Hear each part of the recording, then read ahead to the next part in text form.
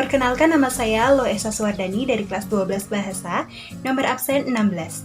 Pada kesempatan kali ini, saya akan membahas salah satu materi sejarah kelas 12, yakni Sistem dan Struktur Politik Ekonomi pada Masa Demokrasi Terpimpin. Ikuti terus videonya ya!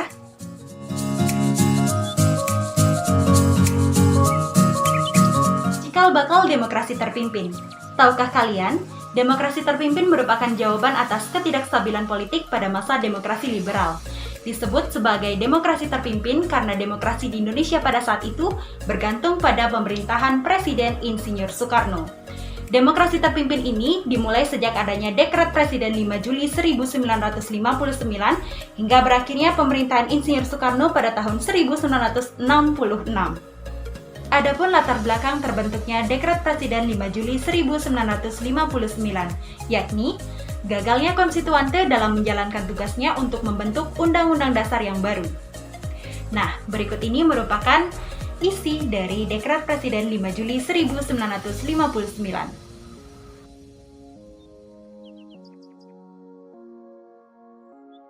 Pasca Dekret Presiden, yakni pada tahun 1960 hingga 1965, seluruh peta kekuatan politik di Indonesia dipegang oleh Presiden Insinyur Soekarno. Hal ini menuai berbagai pro dan kontra, salah satunya datang dari Wakil Presiden Muhammad Hatta. Beliau tidak menyetujui adanya demokrasi terpimpin, sehingga beliau mengundurkan diri menjadi Wakil Presiden, hingga Dwi Tunggal menjadi Dwi Tanggal. Tidak hanya itu, pada masa demokrasi terpimpin juga terjadi banyak penyimpangan dalam dunia politik.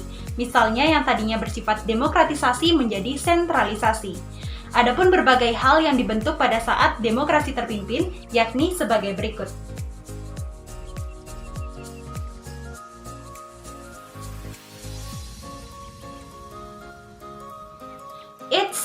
Bukan hanya berdampak negatif, namun demokrasi terpimpin juga menyebabkan dampak positif.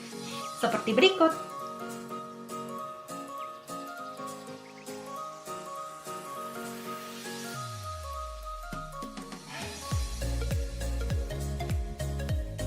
Selanjutnya, kita akan membahas mengenai arah politik luar negeri Indonesia pada masa demokrasi terpimpin. Sebelum itu, ada baiknya kita untuk mengetahui peran aktif Indonesia di awal demokrasi terpimpin. Berikut merupakan peran aktif Indonesia.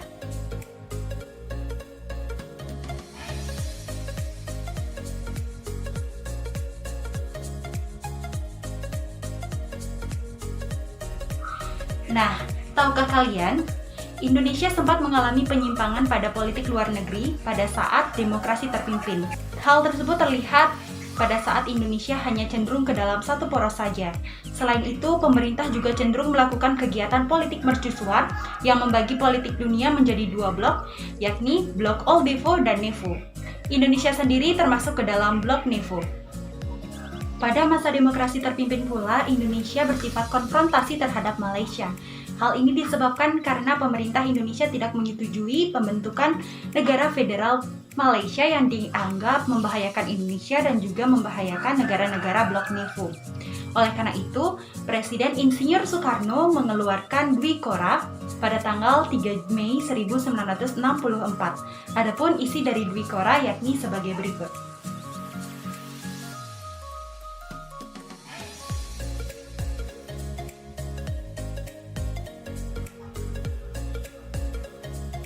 Selain itu, Indonesia juga mengeluarkan diri dari PBB pada tanggal 7 Januari 1965 karena Indonesia tidak menyetujui Malaysia menjadi anggota tidak tetap Dewan Keamanan PBB.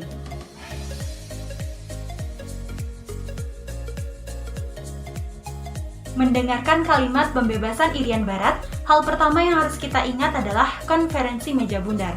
Salah satu hasil dari konferensi meja bundar adalah dikembalikannya Irian Barat kepada Indonesia 1 tahun setelah kedaulatan. Namun, terjadi kesalahpahaman antara Indonesia dan juga Belanda. Belanda beranggapan bahwa ia hanya akan mendiskusikan mengenai Irian Barat dengan Indonesia dan tidak menyerahkan Irian Barat kepada Indonesia.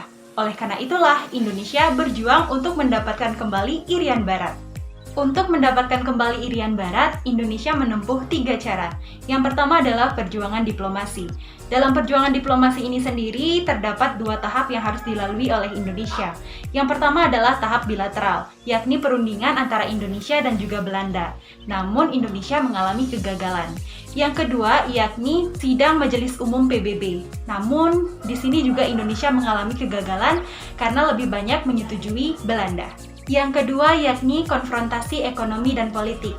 Hal ini ditempuh dengan banyak cara, seperti nasionalisasi perusahaan Belanda, mengalihkan pemasaran ke Jerman, pembentukan Front Nasional, dan masih banyak lagi. Dan cara yang ketiga yakni konfrontasi militer. Konfrontasi militer ini dilaksanakan dengan membentuk Trikora pada tanggal 19 Desember 1961. Adapun isi dari Trikora yakni sebagai berikut.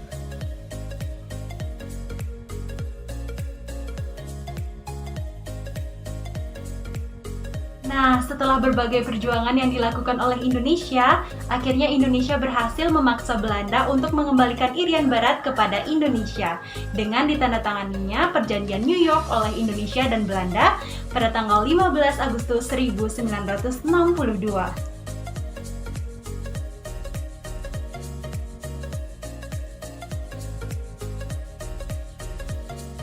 Wah, tidak terasa kita sudah memasuki submateri yang terakhir, yakni perkembangan ekonomi pada masa demokrasi terpimpin.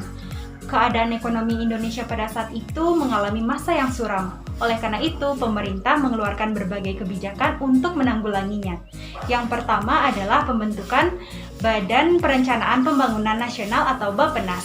Berikut merupakan tugas dari Bappenas.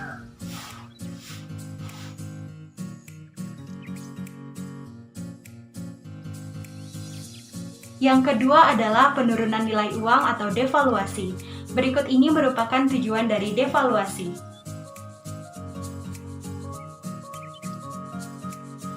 Namun, devaluasi itu sendiri tidak mampu mengatasi kemerosotan ekonomi Indonesia pada saat itu. Yang ketiga ada deklarasi ekonomi atau DEKON. Berikut merupakan tujuan dari DEKON.